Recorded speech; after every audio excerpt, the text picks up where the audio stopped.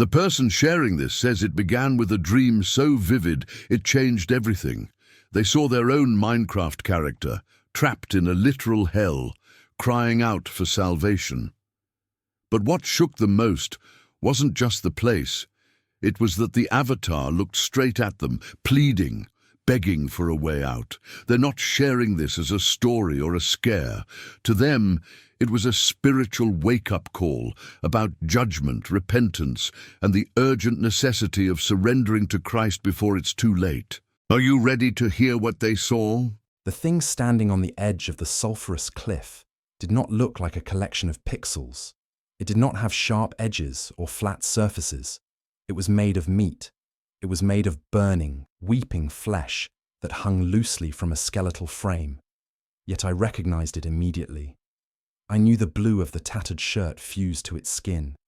I knew the shape of the eyes, though now they were real eyes, bloodshot and frantic, darting back and forth in a skull that seemed ready to crack from the heat. I was staring at my own avatar. I was staring at the digital projection of myself that I had spent 6 years perfecting. But here, in this place of absolute terror, it had been given life only to suffer. It looked at me. Its mouth opened, stretching wide enough to tear the corners of its lips, and it let out a sound that I still hear when I try to sleep in the quiet of my Seattle apartment. It was begging. It was screaming for a delete button that did not exist. I am sharing this with you today, not because I want fame, or because I want to frighten you. I am sharing this because I know many of you browse the internet late at night, looking for Christian testimonies or testimonies of hell, searching for some evidence that there is more to this life than what you see on your screens. You might be skeptical. You might think evangelical testimonies are just stories designed to control behavior. I used to think the exact same thing. I used to mock impactful testimonies and laugh at people who claimed to have had near-death experiences. I called them weak. I called them delusional. But what I saw was not a delusion. It was the most hyper-realistic experience of my existence, and it showed me that the idols we build in the digital world have consequences in the eternal one. This is one of those powerful testimonies that I pray will shake you awake before you close your eyes and wake up where I did. My name is difficult for me to say sometimes because it reminds me of the person I used to be before that night. I am 20 years old, and I live in Washington State, where the rain is constant and the grey skies make it easy to stay inside forever. For 3 years, I did exactly that. I built a fortress, not of stone or wood, but of drywall and blackout curtains. My bedroom was my sanctuary, or so I thought. In reality, it was my tomb.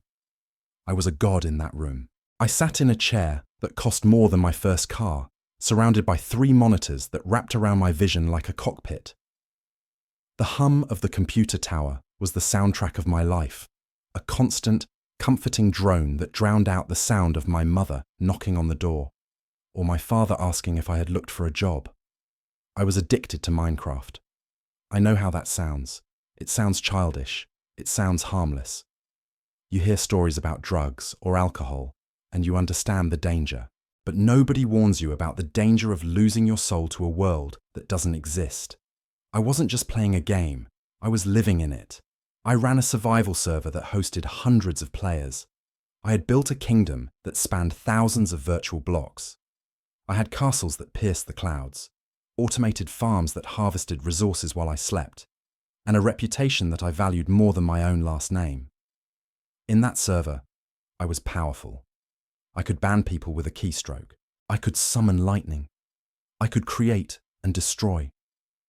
I had created an image of myself, a character that wore a crown, an armor made of the rarest materials, and I loved that character more than I loved myself.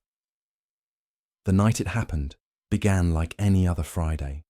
The rain was lashing against the window pane, a rhythmic drumming that usually made me feel cozy and safe. I had just stocked up for a marathon. Cans of energy drinks lined the edge of my desk like soldiers. Bags of processed snacks were torn open, spilling crumbs onto the backlit keyboard. I had a project to finish. I was building a massive cathedral in the game, a structure of black stone and lava that I intended to be the centerpiece of my server. The irony does not escape me now. I was building a temple to my own vanity while neglecting the temple of my own body. My parents had tried to intervene earlier that evening. My mum had come in with a plate of dinner, her face lined with worry. The room smelled of stale air and sweat, a smell I had become nose-blind to, but which clearly hit her the moment she opened the door. She asked me to come eat with them. She asked me to just pause the game. I didn't even turn my head. I told her I was busy. I told her I had responsibilities. The delusion was so deep that I truly believed managing a database of blocks was a responsibility, while honoring my parents was a distraction.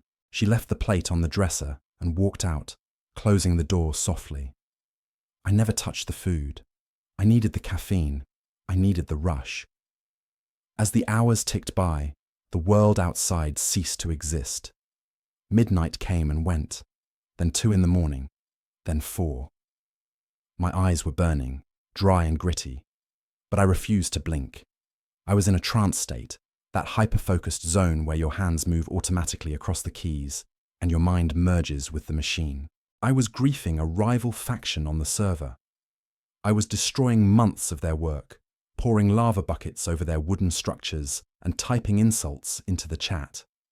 I felt a surge of malicious joy. It felt good to ruin them. It felt good to exercise power. I was laughing, a dry, hacking laugh that echoed in the empty room. That was when the chest pain started. It wasn't a sudden sharp pain like they describe in movies. It was a heavy, dull pressure, as if someone had placed an anvil on my sternum. I ignored it.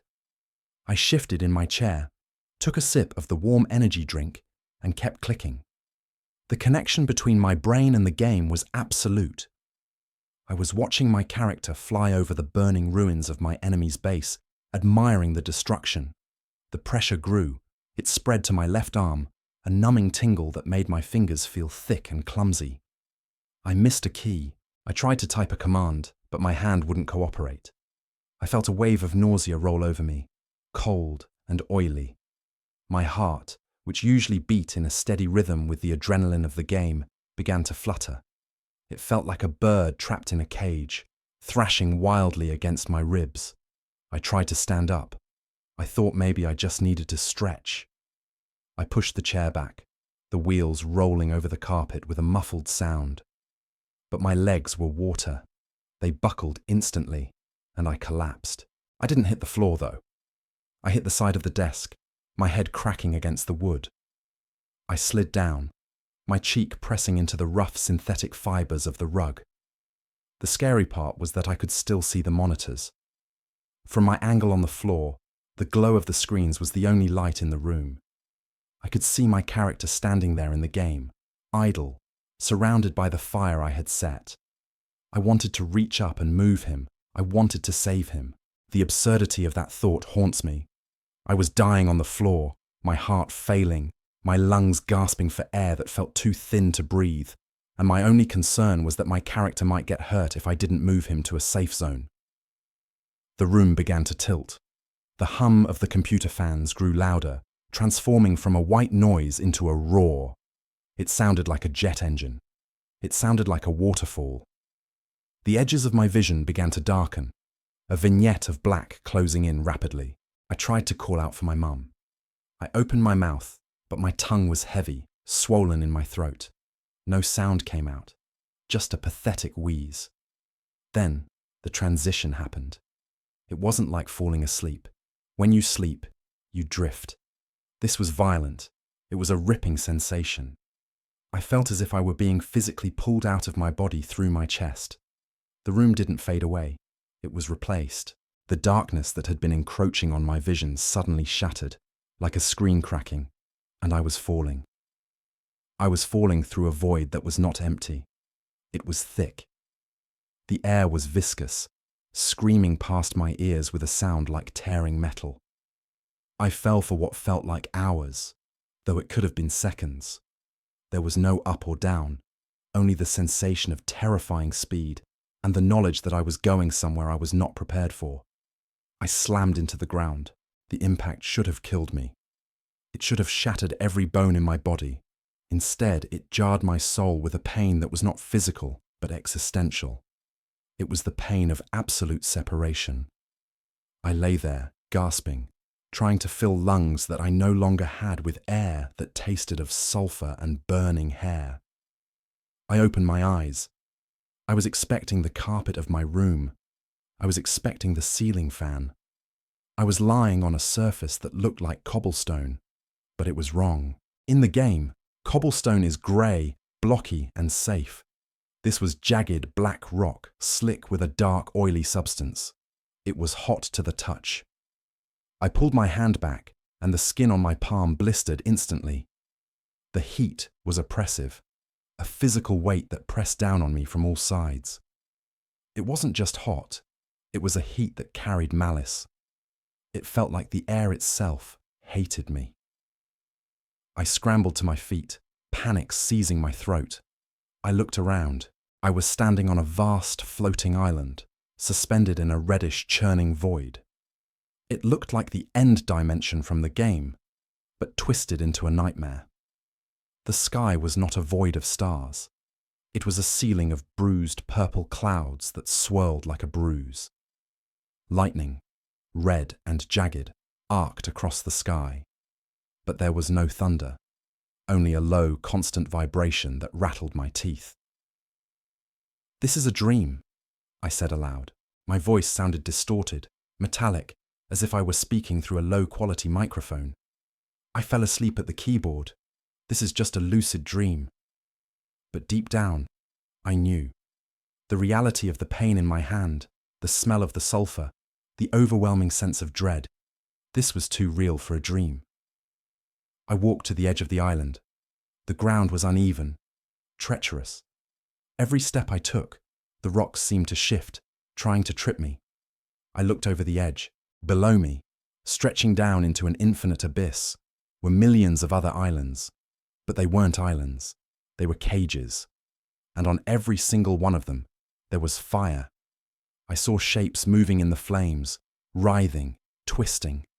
The sound that rose up from that pit was a cacophony of human misery, screams, sobs, pleas for water, pleas for death.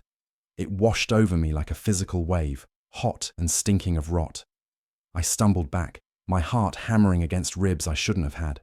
I turned around, desperate to find a way out. Desperate to find a menu, a pause button, anything. That was when I saw him.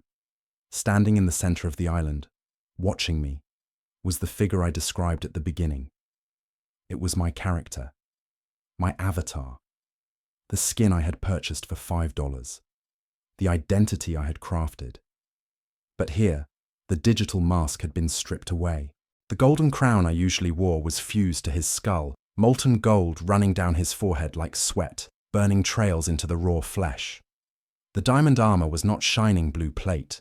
It was shards of jagged glass embedded deep into his muscles, cutting him with every breath he took. He was me, but he was the ruin of me. He was the visual representation of what I had done to my soul. He was holding a sword. In the game, it was a symbol of strength. Here, the sword was rusted, covered in barbs, and the hilt was wrapped in barbed wire that cut into his hand. Blood dripped from the blade, sizzling as it hit the black rocks. He took a step toward me. The sound of his foot hitting the ground was wet, heavy. "Who are you?" I whispered, trembling. The thing tilted its head. The movement was jerky, unnatural, like a glitch.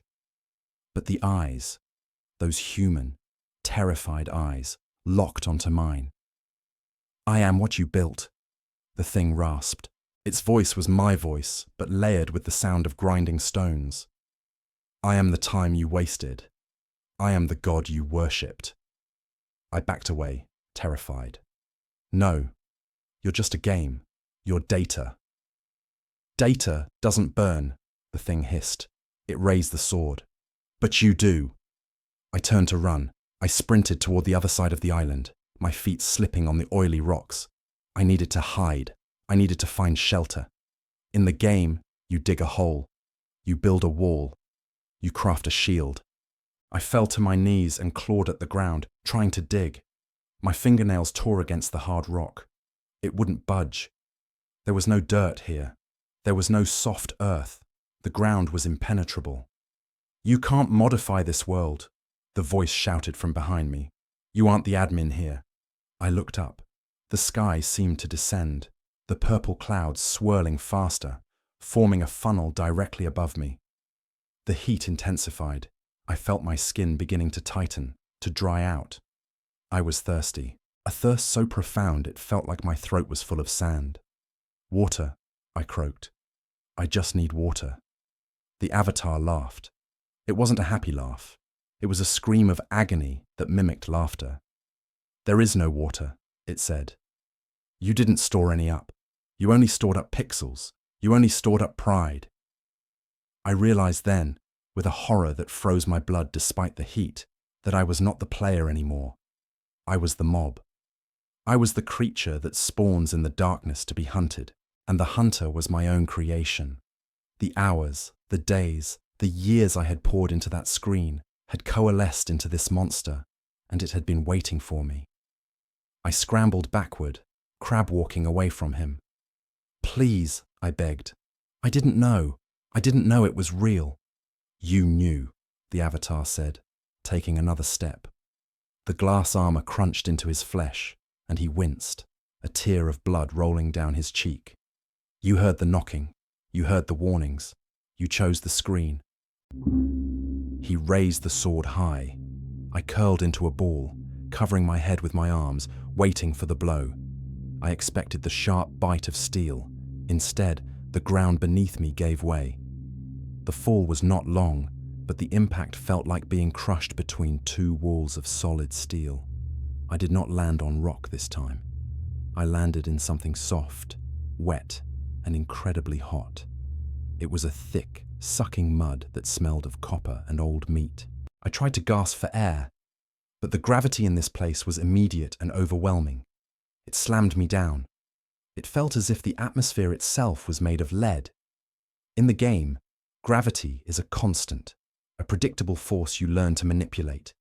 You jump, you fall, you land. Here, gravity was a weapon.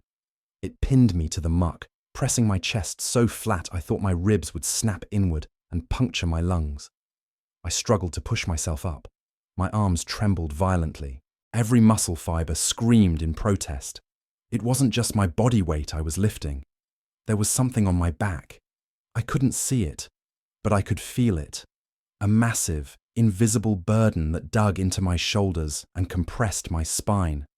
I twisted my neck, panic flaring hot in my chest, trying to see what was crushing me. There was nothing there, no backpack, no stones, no physical object, but the weight was undeniable. It felt like I was carrying a mountain. Then, the realization hit me with the force of a physical blow. It was my inventory.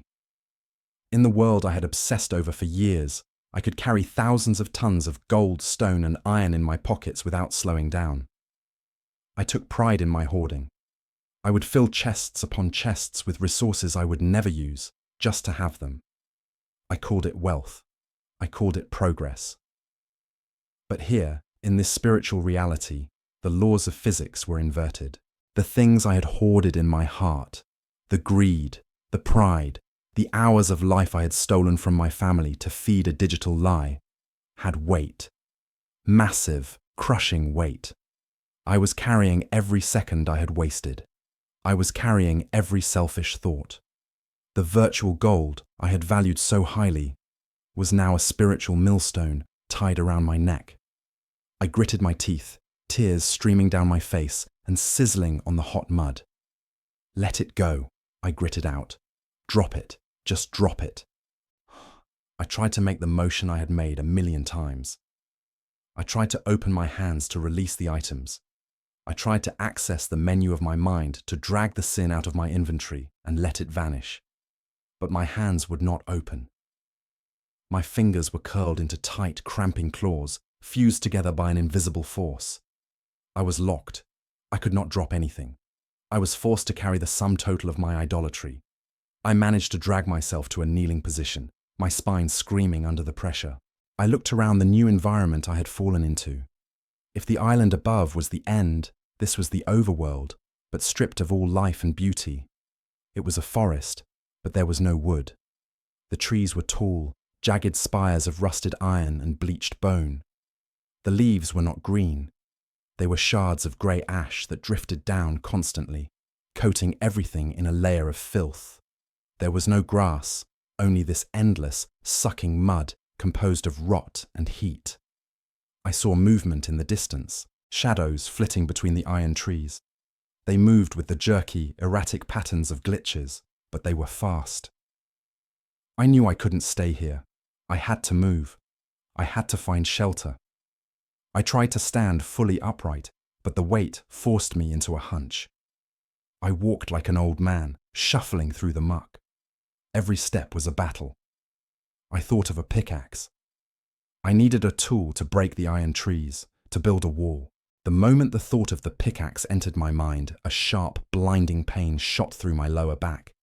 It felt as if a heavy iron bar had been added to the invisible load on my shoulders. I cried out, my knees buckling. I realized the horror of this place's mechanics. The environment was reactive. It read my mind.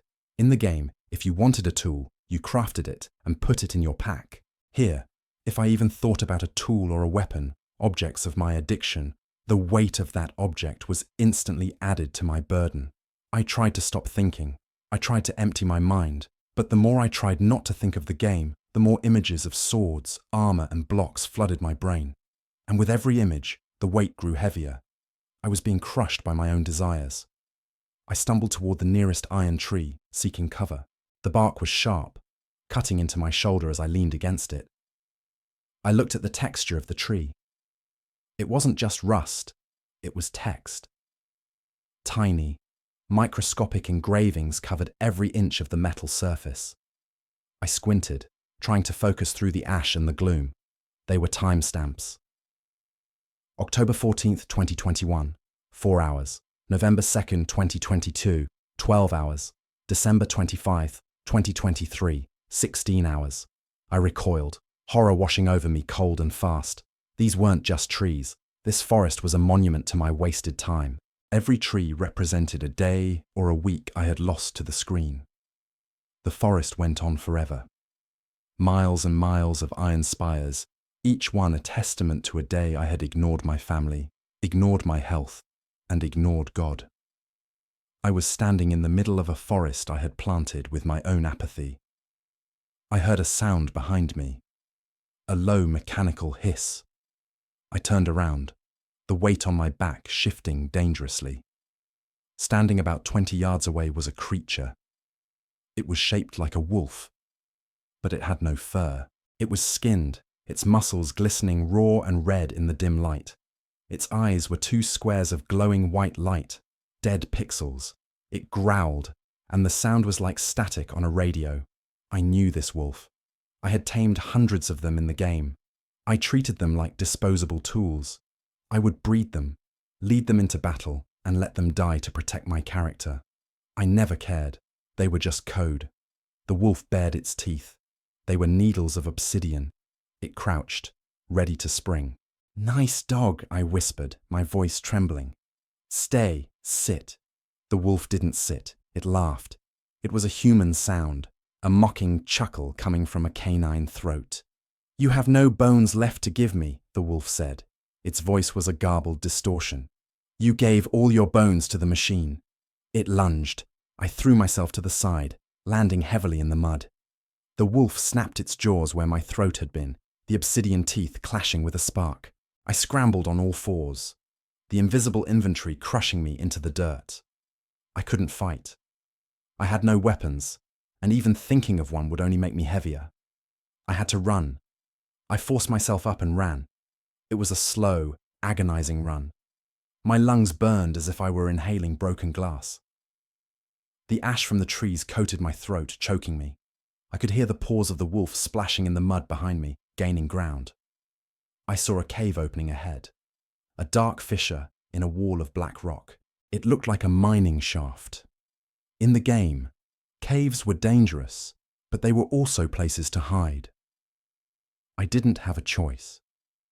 I sprinted toward it, my heart hammering a frantic rhythm against my ribs. I dove into the darkness just as the wolf snapped at my heels. I tumbled down a rough stone slope, rolling over sharp rocks that sliced my skin. I hit the bottom of the shaft and lay there, panting, staring up at the sliver of purple light from the entrance. The wolf paced back and forth at the top, growling static, but it didn't enter. I was safe, or so I thought. I sat up and looked around the cave. The air here was colder, damp. The silence was heavy, oppressive, but as my eyes adjusted to the gloom, I realized I wasn't alone. The walls of the cave were lined with alcoves, and in each alcove sat a figure. They looked like players. They were hunched over, their faces illuminated by the faint, ghostly glow of stone tablets they held in their hands.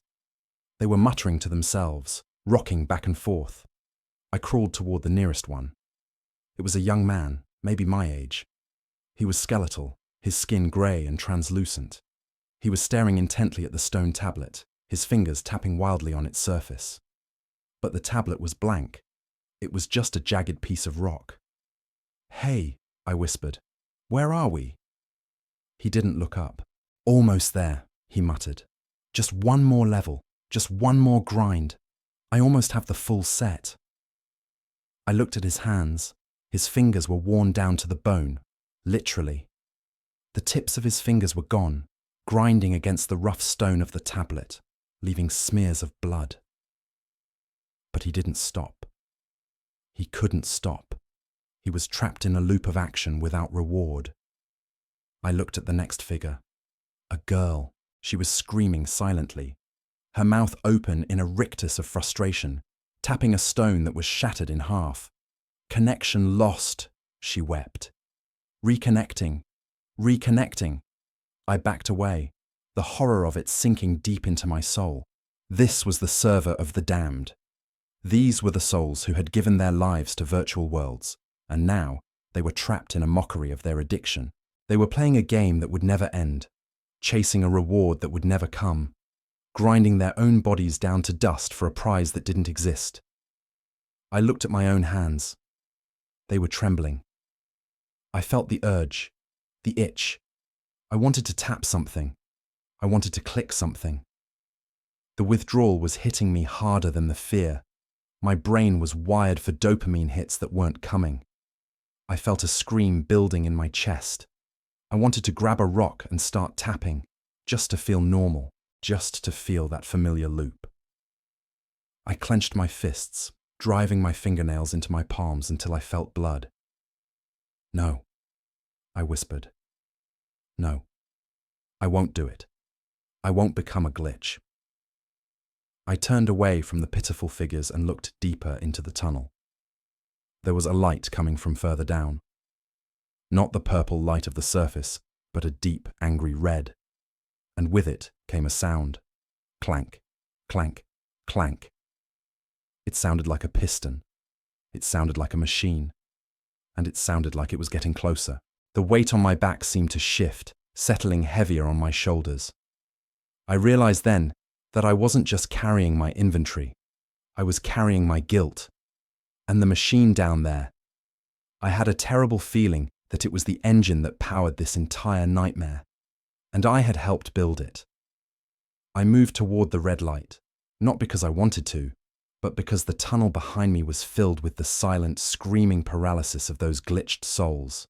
I couldn't look at them anymore. Seeing them grinding their fingers down on stone tablets was like looking into a mirror that showed my past, present, and eternal future all at once. I had to keep moving. In the game, you always move forward. You always look for the next biome, the next structure, the next loot chest.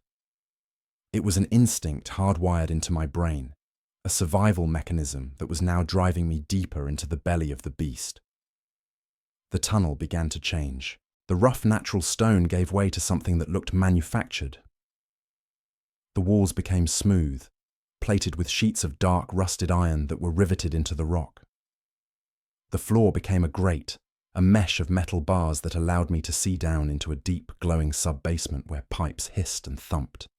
The air grew hotter, drier, The smell of copper and old meat was replaced by the stinging scent of ozone and burning plastic, the smell of overheating electronics magnified 1,000 times. The rhythmic clank, clank, clank grew louder. It was a sound I knew intimately. It was the sound of a piston. It was the sound of a redstone machine cycling. In my server, I had built hundreds of these. I loved the sound. It meant automation. It meant I was getting rich while I stood still. It meant efficiency. I stepped out of the tunnel onto a narrow metal walkway, suspended over a vast cylindrical chamber. My breath caught in my throat, strangling a scream. I was looking at a mob grinder. For those who don't know, a mob grinder is a machine player's build to kill monsters automatically. You manipulate the game's spawning mechanics to force creatures into a dark room, push them with water streams into a central drop shaft, and let gravity kill them so you can collect their items. It is cold, calculated, and incredibly efficient. But this was not for monsters. The chamber was a colossal silo, stretching up into the darkness and down into a pit of magma. Hundreds of chutes lined the walls, and from them, bodies were tumbling. Human bodies. Naked, grey, writhing forms poured out of the chutes like refuse. They hit the sides of the funnel, sliding down slick, oiled metal ramps, clawing desperately for a handhold that didn't exist. They were being funneled toward the center, toward a single square hole in the middle of the floor. I watched, paralyzed with horror, as a woman slid past the walkway I was standing on. She looked up at me. Her eyes were wide, void of irises, just pools of terror. She reached out a hand, her fingers brushing the metal grate of my walkway. "Help me," she shrieked. "Pause it, please, pause it." Then she slipped. She slid over the edge of the central hole. A split second later, I heard the wet, crunching sound of a piston firing, followed by a scream that was abruptly cut short. I gripped the railing, my knuckles white. I knew this design. I knew the layout. The spacing of the chutes, the angle of the ramps, the timing of the crushing mechanism. I had built this. I had watched a tutorial on YouTube 3 years ago. Most efficient gold farm 1.16. I had followed every step. I had cleared out a massive area in the nether, placing thousands of blocks to ensure maximum spawn rates. I remembered laughing as I watched the zombie pigmen fall to their deaths, their gold nuggets filling my chests. I remembered calculating the drops per hour. God was showing me the spiritual reality of my efficiency. I hadn't just been playing with code. I had been training my heart to view death as a resource. I had been training my soul to find satisfaction in the industrialization of suffering. Every time I had built a machine to kill for profit in that digital world, I was aligning my spirit with the mechanics of hell. The walkway shuddered. The inventory weight on my back seemed to pulse, reacting to the machine. It wanted to pull me over the edge. It wanted me to join the flow. I was a resource here. I wasn't the player. I was the drop. "No!" I gasped, stumbling back from the rail. "I'm not a mob. I'm a human being. I have a soul." "Correction," a voice whispered in my mind. Not an audible voice, but a thought inserted directly into my brain. "You are a user ID, and your session is expired." I turned and ran along the walkway, away from the pit. The walkway led to a heavy iron door at the far end of the chamber. I slammed my shoulder against it. It was locked. I looked around frantically. There was a panel on the wall next to the door. It wasn't a keypad or a lever. It was a pressure plate. A stone square set into the floor. In the game, you step on the plate and the door opens. Simple. I stepped on it. Nothing happened. I stepped harder. I jumped on it. The door remained shut. Then I looked closer at the plate. There was an inscription on it, glowing in faint red letters. "Insert sacrifice to enter." I stared at it. A sacrifice? What did I have? I had nothing. My pockets were empty. The only thing I had was the invisible weight on my back, my sin, my inventory of shame. "I have nothing to give you," I screamed at the door, kicking it. The machine behind me churned. The pistons fired. Crunch, crunch, crunch. Then the logic of the place clicked. The twisted, demonic logic. This wasn't about giving an item. This was about giving a piece of yourself. In the game, you give time. You give effort. Here, the currency was pain. I looked at my hand, the same hand that had clicked the mouse millions of times. The hand that had chosen the game over holding my grandmother's hand in the hospital before she died. I had ignored that text message. Grandma is fading. Come soon. I was in a raid. I couldn't leave. I told myself I would go later. She died while I was fighting a dragon. I placed my hand on the pressure plate. It wasn't a button. It was a grinder. Before I could pull back, the stone plate shifted. A hidden blade scythed up from the gap. I screamed as pain, white-hot and blinding, shot up my arm. The blade sliced across my palm, deep, hitting bone. Blood, real, red blood, sprayed onto the iron door.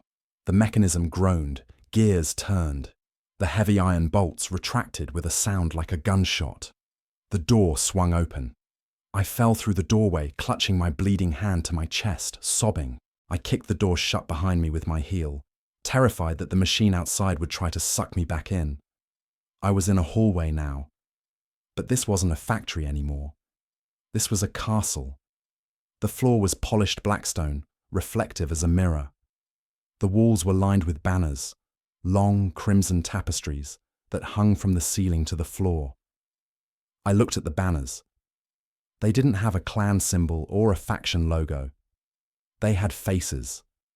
They were screenshots. I walked down the hall, my footsteps echoing loudly, leaving bloody prints on the polished floor. I looked at the first banner. It was a picture of a player's avatar, a young kid with a Steve skin, trapped in a hole I had dug. I remembered him. He had asked to join my town. I told him he could if he dug a basement. When he was deep enough, I poured lava on him. I remembered typing LOL in the chat. The face on the banner was moving. The kid was screaming silently, his mouth opening and closing, trapped in the fabric, burning forever. I looked at the next one. A girl whose house I had burned down because she built too close to my castle. She was weeping in the tapestry. The hallway was a gallery of my cruelty.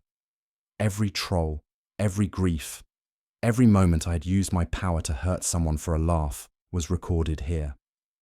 I had thought it was funny. I had thought it was harmless fun. It's just a game, I would say. Why are you so mad? Get a life. But they were real people. Behind every avatar was a human soul, a child of God, and I had treated them like dirt. I had practiced hatred. I had rehearsed mockery. And now I was walking through the museum of my own malice. At the end of the hallway stood a massive set of double doors. They were made of gold, pure, shimmering blocks of gold that seemed to pulse with an inner light. This was it. The throne room, the center of my kingdom. I knew who was behind those doors. I felt his presence radiating through the metal. It was a cold, arrogant presence, a presence that demanded worship. I didn't want to go in. Every fiber of my being screamed to turn around, to run back to the mob grinder, to jump into the pit. Anything would be better than facing the owner of this castle. But the hallway was shrinking. The walls were closing in, the banners flapping as if in a strong wind. The floor tilted. I slid toward the gold doors. No, I whimpered. Please, I'm sorry. I'm so sorry. The doors didn't open. They dissolved. The gold blocks melted away like wax, revealing the chamber beyond. It was a perfect replica of my main base, the vast cathedral-like room I had spent months building. The stained glass windows, the obsidian pillars, the throne made of diamond blocks. It was beautiful. It was majestic. And it was on fire. But the fire wasn't consuming the blocks. It was coming from the blocks. The diamond throne was glowing with a blue heat that distorted the air around it. And sitting on that throne was the figure. He was waiting for me. He wasn't screaming like he was on the cliff. He wasn't crying. He was sitting with one leg crossed over the other, his chin resting on a fist clad in a gauntlet of netherite. He looked powerful. He looked like a king. But then he looked up, and I saw the truth. His face was my face, but it was hollow. His eyes were missing. In their place were two deep, square pits of darkness that seemed to suck the light out of the room. And above his head, floating in the air like a gamer tag, was my name. The Architect. But the text wasn't white. It was red, and it was dripping. He stood up. The sound of his armor shifting was deafening, like a car crash. He didn't draw a sword. He didn't pull a bow. He simply raised his hand and pointed a finger at me. "You're late," he said. His voice was smooth, terrifyingly calm. It was the voice I used when I was talking to my friends on Discord. The voice of the leader, the voice of the expert. "We have a lot of work to do. The expansion isn't going to build itself." I shook my head, tears blurring my vision. "I don't want to build anymore. I want to go home." The Avatar smiled. It was a smile that didn't reach the empty sockets of his eyes. "Home? This is home. You spent more time here than anywhere else. You chose this. You built every block of this dungeon." He stepped off the dais. The floor cracked under his boots. "And now," he whispered, "I need resources." He lunged. He didn't hit me with a fist. He hit me with a force that felt like a collision with a solid wall of geometry. In the game, when you strike an entity, there is a knockback effect. You hit them, and they fly backward, helpless against the physics of the engine. Here, the physics were amplified by the hatred of the one striking me. I was lifted off my feet, thrown backward through the air, and slammed into one of the obsidian pillars. I felt ribs crack. I felt the breath leave my body in a singular, agonizing burst. I slid down the slick, black stone, gasping, tasting blood and bile. My avatar, the Architect, did not rush. He walked with a terrifying, calculated slowness. Every step he took on the quartz floor sent a vibration through the room that I could feel in my shattered chest. He was savoring this. He was enjoying the render distance between us, closing it inch by inch. "Get up," he commanded. The voice was wrong. It wasn't just my voice anymore. It was a chorus of every arrogant remark I had ever made, layered on top of each other, distorted into a wall of sound. "You never logged off when you were winning. Why stop now?" I tried to push myself up, but my arms were shaking so violently they wouldn't support my weight. The invisible inventory on my back felt heavier than ever, pinning me to the floor. I looked up at him. He was towering over me, the netherite armor absorbing the light of the fire, making him look like a void cut out of reality. "I can't," I wheezed. "I can't fight you. You have everything. I have nothing." He knelt down, the metal of his greaves grinding against the stone. He grabbed me by the front of my shirt, the same tattered shirt I'd been wearing when I collapsed in my room, and hauled me up effortlessly. He brought his face close to mine. I stared into those square, empty sockets. There were no eyes, but I could feel a gaze. It was a gaze of intense, burning judgment. It felt like being scanned by a corrupted file that wanted to overwrite me. "You have nothing," he mocked. "You have 6 years of playtime. You have 3,000 hours on this server alone. You have an inventory full of pride." He threw me toward the center of the room. I tumbled across the floor, coming to a stop at the foot of the diamond throne. The heat radiating from it was intense.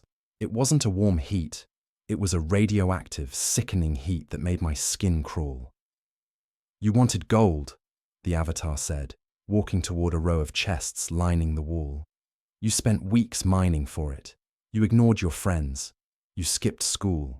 You lied to your father about your homework so you could find more veins." He kicked the lid of a chest open. Inside, there were no ingots. There were no stacks of yellow blocks. The chest was filled with a thick, glowing liquid. It bubbled and hissed, popping with small explosions of heat. It was molten gold. "Drink," he said. I scrambled backward, shaking my head. "No. Please." "You were thirsty for it on Earth," he roared, his voice cracking like thunder. "You couldn't get enough. You needed the best gear. You needed the richest faction. Take it. It's yours. He reached into the chest. His gauntleted hand dipped into the molten metal. He didn't scream. He scooped it up, the liquid fire dripping through his metal fingers, sizzling as it hit the floor. He marched toward me. I tried to crawl away, but he was too fast. He planted a heavy boot on my chest, pinning me down. The weight was unbearable. I felt my sternum bowing inward. He loomed over me, the handful of molten gold glowing intensely against the darkness of his armor. "Open up," he whispered. He squeezed my jaw. His strength was absolute. My mouth was forced open. I tried to scream, but the sound was choked off as he poured the liquid gold into my mouth. The pain was beyond description. It wasn't just a burn, it was a consumption. The heat seared my tongue, my throat, my esophagus. It felt like swallowing the sun. But it didn't cool down. It kept burning. It burned all the way down to my stomach, a heavy, roiling weight that felt like it was melting me from the inside out. I gagged, thrashing against his boot, my eyes bulging. "Heavy, isn't it?" he sneered, watching me writhe. "That's the weight of your greed. That's the weight of every dollar you spent on skins while your mum wore the same shoes for 5 years. That's the weight of the idol you built." He stepped back, releasing me. I rolled onto my side, dry heaving, smoke rising from my mouth. The gold was inside me now. I could feel it moving through my system, a poison that didn't kill but tortured. It felt like my veins were being filled with lead. I was becoming the statue I had worshipped. I was becoming a monument to my own vanity. The Avatar walked back to the throne and sat down. He looked bored. He looked like I was a low-level mob that wasn't worth the durability loss on his weapon. "You know," he said, tapping his fingers on the armrest, "this world has a difficulty setting, and you set it to hardcore." He snapped his fingers. The shadows in the corners of the room began to detach themselves from the walls. I watched, my vision blurred by pain and tears as shapes began to form. They weren't random monsters. They were specific. One of them was a small, hunchbacked figure with green skin, but the skin was rotting, falling off in wet clumps. It wore a tattered hoodie. I recognized the skin. It was Creeper 2009, a kid I had banned from the server because he didn't know how to build well. I had called him trash in the global chat. I had humiliated him until he logged off. Another figure emerged, a tall, slender shadow with purple eyes that leaked black oil. End Girl. She was a moderator I had fired because she refused to help me grief a rival base. I had spread lies about her on the forums. I had destroyed her reputation in our small community. They were all there. The ghosts of the players I had hurt. But they weren't players anymore. They were demons wearing the skins of my victims. They were twisted, nightmarish caricatures of the avatars I had mocked. "They want to play," the architect said, leaning back. "PvP is enabled." The small, rotting figure lunged first. It didn't explode like a creeper. It screamed. It was a high-pitched, childish scream that sounded like a saw cutting through bone. It landed on top of me, its fingers, sharp, bony claws, digging into my shoulders. "Trash!" it screamed, mimicking my voice. "You're trash! Uninstall! Delete yourself!" Every word was a physical blow.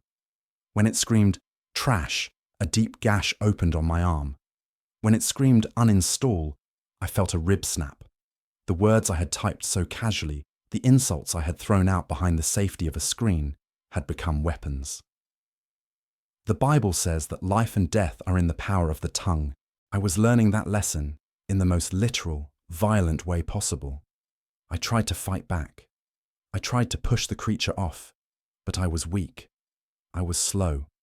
My arms felt like they were moving through molasses. "Lagging!" The Avatar laughed from the throne. "Your ping is infinite here. You have no connection to the source." The tall, slender figure joined in. She didn't use claws.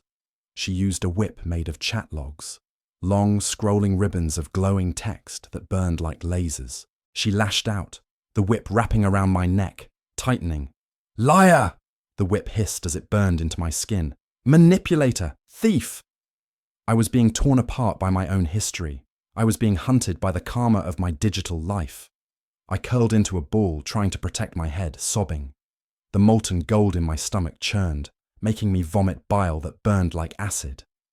"Please," I cried out, my voice broken. "I didn't mean it. It was just a game. It wasn't real." The avatar stood up again. The room fell silent. The demons backed away, hissing, retreating into the shadows, but keeping their glowing eyes fixed on me. The architect walked down the steps. He grabbed me by the hair and lifted my head so I was forced to look at him. "Not real," he whispered. "You spent more time looking at this world than the real one. You spent more emotion here. You spent more passion here. You gave your heart to this place. And where your treasure is, there your heart will be also. Your treasure is here. Your heart is here. You are here." He dragged me toward the center of the room. The floor began to change. The polished blackstone dissolved, revealing a grid, a crafting grid. But it was huge, spanning the entire center of the throne room. He threw me into the middle square. "You like to craft," he said. "You like to combine things to make them stronger. Let's see what we can make out of a ruined soul and a lifetime of regret." The ceiling above began to descend. It wasn't a roof. It was a piston. A massive, crushing block of iron the size of a building. It was coming down slowly, grinding against the walls. I tried to crawl out of the square, but invisible walls blocked me. I was trapped in the interface. I was the ingredient. I looked up at the descending piston. I could see my reflection in the polished iron. I looked small, pathetic, broken. I wasn't a king. I wasn't a hero. I was a resource. I was fuel for a machine that hated me. The heat in the room spiked. The molten gold inside me seemed to resonate with the piston. I realized what was happening. I wasn't just being crushed. I was being forged. I was being processed into something else, something that would never leave this place. "Wait!" I screamed at the avatar. "You're me. If you kill me, you die too." The avatar looked at me with a mixture of pity and disgust. "I'm not you," he said. "I'm the idol. And idols require sacrifice. You are the sacrifice." He turned his back on me and walked toward the throne. The piston was 10 feet away, then 8, then 5. The sound was deafening, a mechanical roar that vibrated in my teeth. I pressed myself flat against the floor, sobbing, praying to a god I had ignored for a pause button, for a glitch, for anything. But there are no glitches in hell. Everything works exactly as it is designed to work. The wages of sin is death, and the payment was due. As the metal slab descended, blotting out the light, I saw something flicker in the corner of my eye. Above the throne, where the banners hung. It wasn't a glitch. It was a shadow. But it wasn't a demon shadow. It was something else. It was a string. A thin, black chain that went up from the avatar's neck, up into the darkness of the ceiling, disappearing into the smoke. The avatar sat on the throne, looking majestic and terrifying. But for 1 second, as the piston squeezed the air out of my lungs, I saw his head jerk. Not of his own will, but as if he had been yanked. He wasn't the king. He was a puppet, and whoever was holding the strings was about to reveal himself. The piston did not crush me. It stopped inches from my face, the cold iron radiating a chill that clashed with the heat of the room.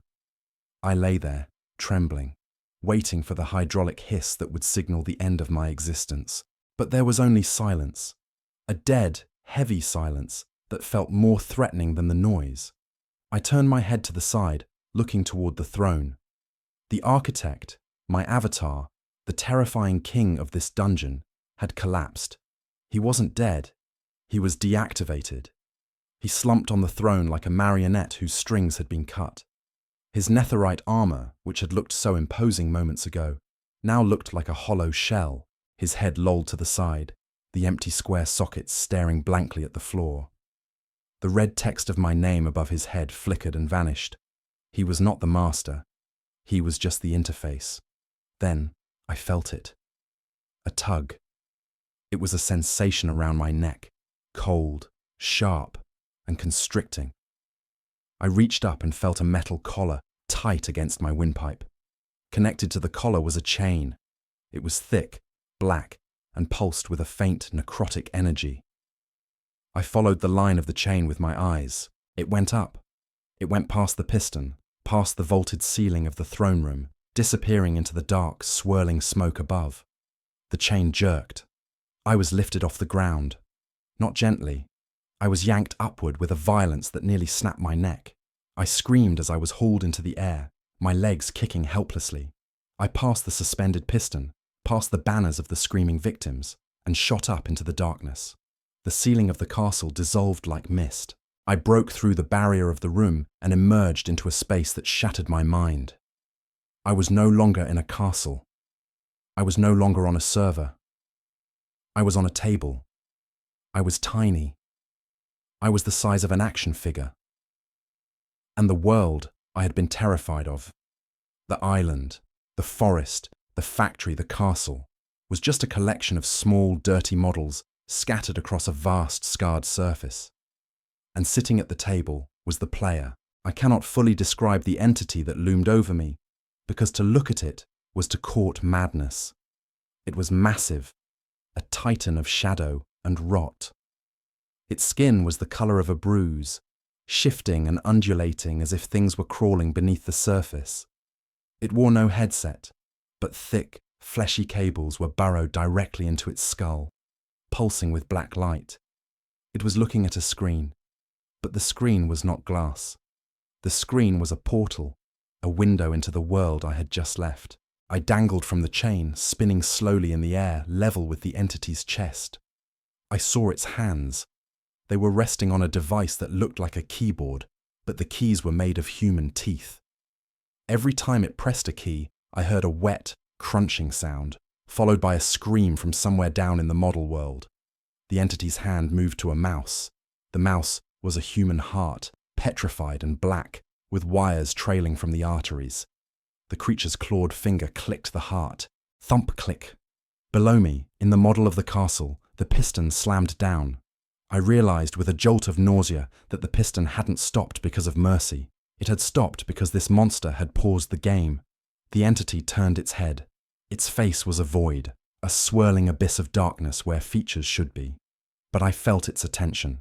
It leaned in, the smell of ancient decay washing over me like a toxic wind. "Did you think you were the user?" the entity boomed. Its voice was not a sound. It was a vibration that rattled my bones. "Did you think you were in control?" The chain around my neck tightened, dragging me closer to its face. "I was the one playing," it whispered. "For 6 years. I played you." The revelation hit me harder than any physical blow. All those nights I stayed up until dawn, thinking I was grinding for resources, thinking I was building an empire. I was being steered. Every urge to skip school, every impulse to lie to my parents, every sudden burst of anger when the internet lagged. It wasn't just my personality, it was input. I had been a character in Satan's game. He had been pressing the buttons of my addiction, guiding me away from my purpose, away from God, and steering me straight into this pit. I wasn't the gamer, I was the console. The entity laughed, a sound like a landslide. It lifted a massive clawed finger and flicked me. I flew backward, tumbling through the air, the chain trailing behind me. I landed hard on a flat, desolate plain of obsidian. This was a new zone, a construction zone, but there were no tools here. There was only a pile of blocks. But they weren't Minecraft blocks. They were heavy, jagged cubes of hot ash and compressed agony. "Build!" the entity commanded from above. Its voice echoed from the sky. "You love to build. That is your purpose.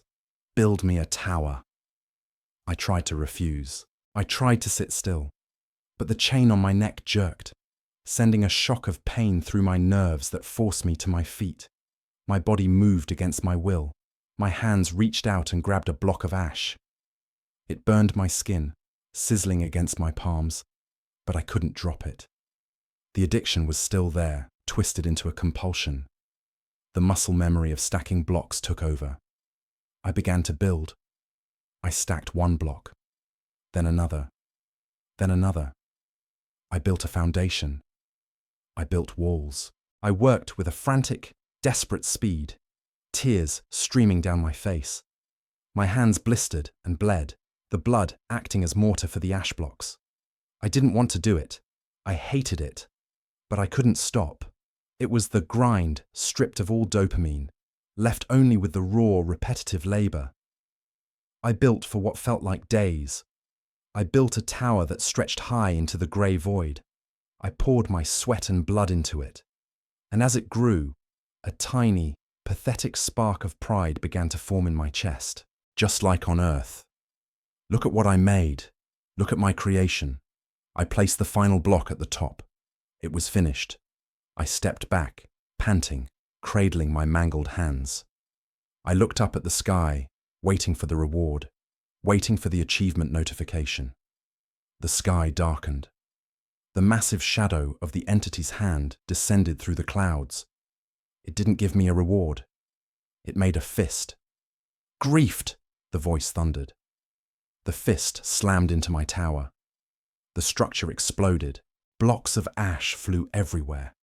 The work of my hands was reduced to dust in a microsecond. The force of the impact knocked me to the ground, burying me in the rubble of my own effort. I lay there, coughing, covered in the debris of the tower I had just built. "Again," the voice commanded. The rubble vanished. The pile of raw blocks reappeared. The chain jerked. "Build it again." I sobbed, dragging myself toward the pile. "Why?" I screamed at the sky. "What is the point?" "There is no point," the entity replied. "That is the game. You build for nothing. You work for fire. You invest in dust. That is what you did on Earth, and that is what you will do forever." I understood then the definition of hell. It wasn't just the fire. It was the futility. It was the absolute crushing realization that everything I had ever cared about, my server, my rank, my items, my reputation, was utterly meaningless. I had traded the eternal glory of God for a tower of ash that could be knocked down in a second. I had traded my soul for a save file that was now corrupted. I picked up a block. My hands were shaking. I placed it. Again, the voice mocked. "Make it taller this time. Maybe it will last." It was a lie. It would never last. I knew it, but I was enslaved to the loop. As I reached for the third block, I looked down at the black, glossy surface of the obsidian floor. I saw my reflection. But it wasn't just my face anymore. The skin was becoming transparent. I could see the code underneath. I was turning into data. I was being digitized, absorbed into the landscape. But as I looked at the reflection, something else caught my eye. Above me, in the sky, the darkness was shifting.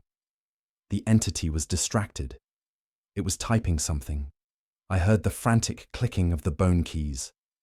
It was typing a command. I looked at the sky. Giant letters were forming in the air, burning in a font of white fire. It wasn't a chat message. It was a log. The entity was pulling up my history. "Let us review the chat logs," the voice hissed. "Let us see the evidence of your heart." The sky turned into a scrolling wall of text. I froze. I knew what was in those logs. I knew the vile, hateful, blasphemous things I had typed in the dark. I had thought they were private.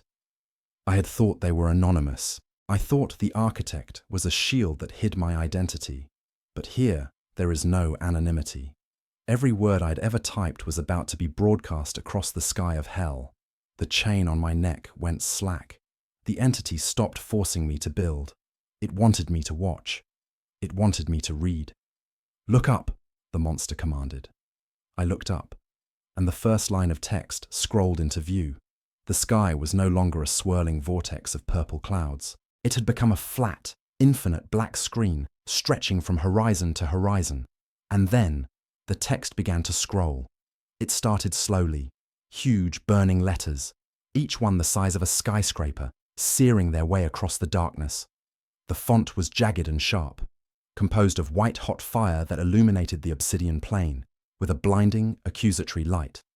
I tried to close my eyes, but my eyelids were transparent here. I could see through them. There was no escaping the record. User, the architect. I hate her. I wish she would just leave me alone and let me play. I gasped. I remembered that line. I had typed it to a friend 3 years ago when my mum asked me to take out the trash during a raid. I saw the timestamp next to it, precise down to the millisecond. User, the architect. God isn't real. It's just a fairy tale for weak people who need a crutch. The words burned deeper than the heat of the lava. I fell to my knees, covering my face with my hands, but the light shone through my flesh, illuminating the bones of my fingers. The text was not just visual, it was audible. As each line scrolled, a booming, distorted voice narrated it, filling the air with my own digital vomit. User, the architect. Go kill yourself. Nobody wants you here, I screamed. Stop. Please stop. The entity above laughed, the sound shaking the ground beneath me. Why should I stop? You wrote the script. I am just playing back the logs. You were so proud of your wit. You were so proud of your cruelty. Read it. Read your masterpiece. The scroll speed increased. It became a blur of hatred. Lies I had told my teachers. Mockery I had directed at new players. Filthy jokes I had made about holy things. The sheer volume of it was crushing. I saw gigabytes of sin scrolling past in seconds. Every idle word, every malicious keystroke, every moment I had used the gift of communication to tear someone down was recorded here. I realized then the terrifying truth of the Bible verse I had once mocked. But I say to you that for every idle word men may speak, they will give account of it in the day of judgment. I was giving my account, and I was bankrupt. The chain around my neck tightened again, dragging me across the obsidian floor. I was being pulled toward the edge of the platform. Beyond the edge, there was nothing. No fire, no models, just a static void. A grey, buzzing emptiness where data went to be deleted. Your file is corrupted, the entity thundered, its voice vibrating in my chest. You are obsolete. You are garbage data. It is time to clear the cache. I clawed at the ground, my fingernails breaking on the glass-like stone. I didn't want to go into the void. The void felt final. It felt like the absolute separation from existence. I looked back at the giant figure of the entity. He was reaching for a key on his bone keyboard. The key was marked with a skull. Delete. I was sliding faster now. My feet were dangling over the edge. I could feel the cold of the void, a chill that froze my soul. I was seconds away from annihilation. I had no weapons. I had no armor. My level was 0. My inventory was full of shame. Help me! I shrieked into the darkness. Is there anyone? Help! My voice echoed into the silence, small and pathetic against the roar of the scrolling text. Then a memory flashed in my mind. It wasn't a memory of the game. It wasn't a memory of a victory or a loot drop. It was a memory of my room. The real room. The messy, dark cave where my body was currently dying. I saw my monitor. The 3 screens glowing in the dark. And I saw something stuck to the bottom bezel of the center screen. A small yellow square of paper. A sticky note. My mum had put it there 2 years ago. I had tried to peel it off a dozen times, but the adhesive was strong. Or maybe I was just too lazy. I had learned to ignore it. I looked past it every day to see the crosshair. I had trained my brain to filter it out as background noise. But now, in the absolute darkness of hell, it was the only thing I could see. The memory was vivid, high definition. I could see her handwriting. Blue ink. Loops and curves. Jeremiah 33:3. Call to me, and I will answer you, and show you great and mighty things, which you do not know. The words on the sticky note seemed to glow in my mind, brighter than the burning text in the sky. Call to me. The entity's finger was descending toward the delete key. The shadow of it fell over me. I didn't have a prayer prepared. I didn't know the right theological terms. I didn't have a speech. I just had that one sentence on a piece of yellow paper that I had ignored for 2 years. I closed my eyes, shutting out the vision of the demon, shutting out the scrolling logs of my sin, and I focused on that blue ink. Jesus! I screamed the name with every ounce of breath I had left in my spiritual lungs. I didn't scream it as a curse word, like I had done 1,000 times in the game. I screamed it as a weapon. I screamed it as a lifeline. Jesus! Help me! The effect was instantaneous and violent. The moment the name left my lips, the world froze. The scrolling text in the sky stopped dead. The burning letters flickered and turned grey. The entity froze, its finger hovering inches above the key. The mechanical hum of the world, the sound of the pistons, the screams from the pit. Everything went silent. It was as if the server had crashed. Then a sound pierced the silence. It wasn't a roar. It wasn't an explosion. It was a tearing sound, like a thick curtain being ripped from top to bottom. A light appeared in the center of the void. It was not the angry red light of the lava or the bruised purple of the storm. It was a pure, blinding white light. It was a light that had no pixels. It was a light that had no resolution limit. It was solid, living brilliance. The light shot down from above, piercing the darkness like a spear. It hit the obsidian plane between me and the entity. The shockwave knocked the entity backward. The giant monster let out a howl of fear. Not anger, but pure, unadulterated terror. It scrambled away, shielding its face with its massive hands. The light burned it. The light revealed its true form. Not a powerful gamer, but a twisted, pathetic parasite that could not exist in the presence of the truth. The chain around my neck snapped. It didn't break. It dissolved. The weight on my back, the inventory of sin, the iron trees, the molten gold, evaporated instantly. I lay on the edge of the void, bathed in the white light. It was warm. It was safe. It felt like waking up from a fever dream. A hand reached out from the light. It wasn't a blocky hand. It wasn't a claw. It was a human hand, scarred, with a mark on the wrist where a nail had pierced it. I looked at the hand. I was unworthy to touch it. I was the architect of my own destruction. I was the troll. I was the griefer. "I'm sorry," I wept, curling into a ball. "I'm so sorry, I wasted it all. I deleted everything." A voice spoke from the light. It didn't boom like the entity. It didn't echo. It spoke directly to my heart, bypassing my ears. "You cannot delete what I have purchased," the voice said. "Your file is not yours to destroy. You are mine." The hand reached down and grabbed my wrist. The grip was firm, unyielding. It pulled me away from the edge of the abyss. It pulled me up off the obsidian floor. The world of hell began to fragment. The sky shattered like glass. The iron towers crumbled into code. The entity dissolved into smoke. The logic of the game was being overwritten by the logic of grace. I felt a sensation of rushing speed, but this time I was going up. I was rising. The darkness was being stripped away, layer by layer. "Go back," the voice commanded, gentle but absolute. "Go back and tell them. Tell them the game is over. Tell them to wake up." The white light consumed everything. My vision went white. The smell of sulfur vanished, replaced by the smell of sterile air, an antiseptic. If you are still watching, please do not click away. We are at the end, but this is the most crucial moment. This is where the story enters your reality. Subscribe if you want to support this mission of truth. I felt a jolt, a physical, electric jolt that lifted my chest off a surface. "Clear," someone shouted. My eyes snapped open. My body convulsed violently, arching off the floor. The air that rushed into my lungs felt like liquid fire, burning in a way that was completely different from the heat of hell. This was the burn of oxygen hitting starved tissue. It was the burn of life. I gasped, a ragged, wet sound that tore through my throat, and then I collapsed back onto the carpet. "We got a pulse!" a voice shouted.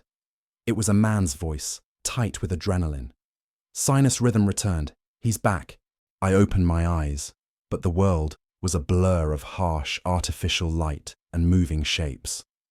I wasn't in the obsidian void anymore.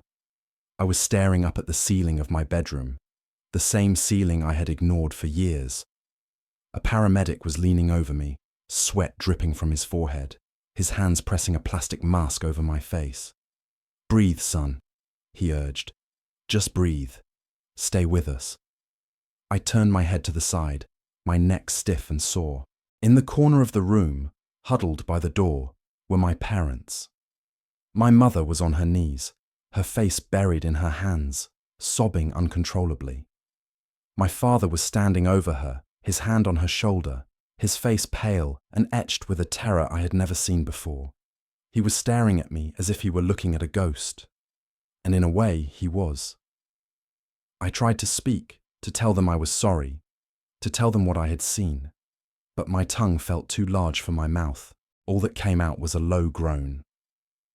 The paramedics lifted me onto a stretcher. The movement made the room spin, and for a split second, the shadows in the corners looked like the iron trees of the forest I had just escaped. I squeezed my eyes shut, terrified that if I blinked, the hospital room would dissolve back into the server of the damned. They rushed me out of the house. The cool night air of Seattle hit my face, and it was the sweetest thing I had ever felt. It was rain, real, cold, wet rain. It didn't burn. It didn't smell of sulfur. It washed over me like a baptism. I opened my mouth to taste the drops, weeping silently as the ambulance doors slammed shut. I spent 3 days in the ICU. The doctors told me I had suffered a massive cardiac event triggered by severe dehydration, electrolyte imbalance, and sleep deprivation. My potassium levels were so low that my heart had simply decided to stop beating. They called it a miracle that I had no permanent brain damage. They said I had been clinically dead for nearly 4 minutes. 4 minutes. In that hospital bed, staring at the sterile white tiles of the ceiling, I knew the truth. It hadn't been 4 minutes. It had been an eternity. Time in the spiritual realm does not move like time on earth. I had lived a lifetime in that dungeon. I had felt the weight of years of sin crushing my spine.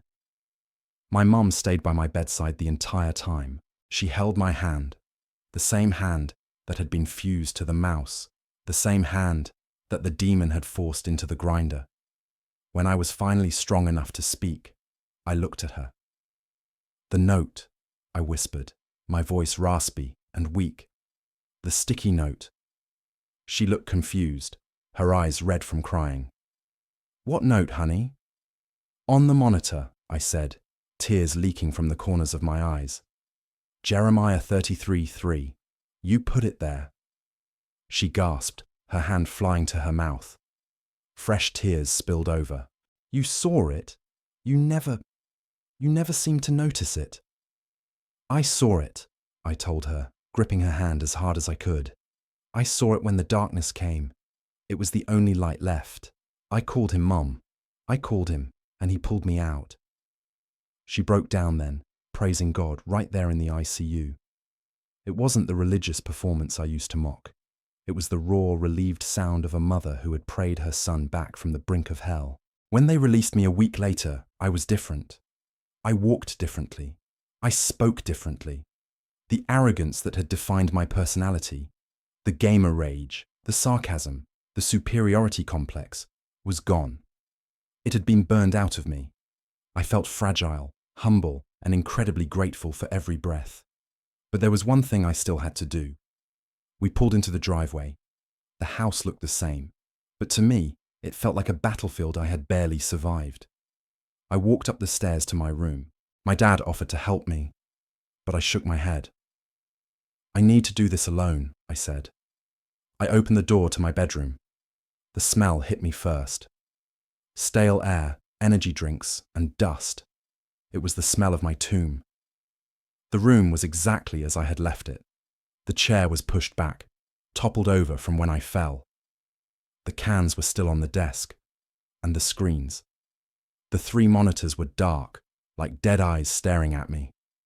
The computer tower sat under the desk, a black monolith. I felt a surge of fear. My heart rate spiked on the monitor I was still wearing. Part of me, the addict part, the part that Satan had groomed for 6 years, wanted to sit down. It wanted to turn it on, just to check, just to see if the server was still running, just to say goodbye to the friends. It's just a game, the whisper came in the back of my mind. You can just play casually now. You can moderate it. No, I said aloud. My voice was steady. I am not the user anymore. I walked over to the desk. I didn't sit in the chair. I reached down and ripped the power cable out of the wall. The sudden silence of the room, lacking the faint electrical hum of the standby light, was deafening. I disconnected the tower. I unplugged the monitors, the keyboard, the mouse. I gathered them all up in my arms. They were heavy, but not as heavy as the inventory of sin I had carried in the mud. I carried the equipment downstairs, past my bewildered parents, and out the back door into the garage. I found my dad's toolbox. I took out a sledgehammer. I didn't do this out of anger. I didn't do it in a rage. I did it with the solemnity of a priest performing a sacrifice. I took the hard drive, the physical brain that held my world, my map, my kingdom, my architect persona, and I placed it on the concrete floor. I raised the hammer. This is an idol, I said to the empty garage, and idols must fall. I brought the hammer down. The sound of the metal crushing the drive was the most satisfying sound I have ever heard. It was better than the sound of a level up. It was better than the sound of opening a loot chest. It was the sound of chains breaking. I hit it again, and again, and again. I smashed the motherboard. I smashed the graphics card that had cost me a summer's worth of wages. I smashed the plastic casing. I reduced my God to shards of silicon and plastic. When I was done, I stood there, breathing hard, looking at the pile of junk. It wasn't a kingdom. It was just trash. It was expensive, shiny trash that had almost cost me my soul. I went back inside and sat at the kitchen table with my parents. I opened a Bible. Not a wiki, not a strategy guide, a Bible. And for the first time in my life, I started to build something real. I started to build a relationship with Jesus Christ. To everyone listening to me right now, especially the young men, the gamers, the grinders, I know the feeling. I know the rush of the drop.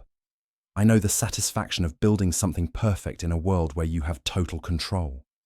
I know how easy it is to look at the real world, with its pain, its boredom, its difficult relationships, and decide to log out and live in the screen. But I am telling you, with the authority of someone who has seen the other side, that you are being played. Every hour you pour into that machine is an hour you are stealing from your purpose. You are leveling up a character that does not exist, while your spirit is starving, level 1, naked and blind. You are building castles out of pixels, while your true home in eternity is being neglected. Satan does not need to possess you with a Ouija board. He does not need to drag you into a satanic cult. All he needs to do is distract you. All he needs to do is keep you busy. If he can keep your eyes on the monitor, he can keep your eyes off the cross. He can make you feel like a king in the virtual world so that you don't realize you're a slave in the spiritual one. That server I built, it's gone. The map is deleted. The players have moved on. In 10 years, nobody will remember the architect. My legacy there is dust. But what I do now matters. Every prayer I pray, every person I help, every time I share this testimony, that is real gold. That is treasure stored up in heaven, where moth and rust do not destroy, and where thieves do not break in and steal. Don't wait for the chest pain. Don't wait for the screen to go black.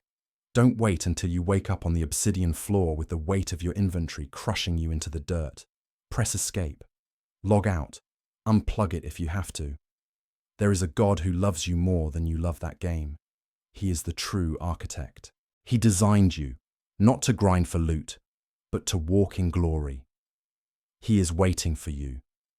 His hand is reaching down into your room right now, past the RGB lights, past the headset, past the addiction. Grab his hand. Call his name. The game is over. It's time to live.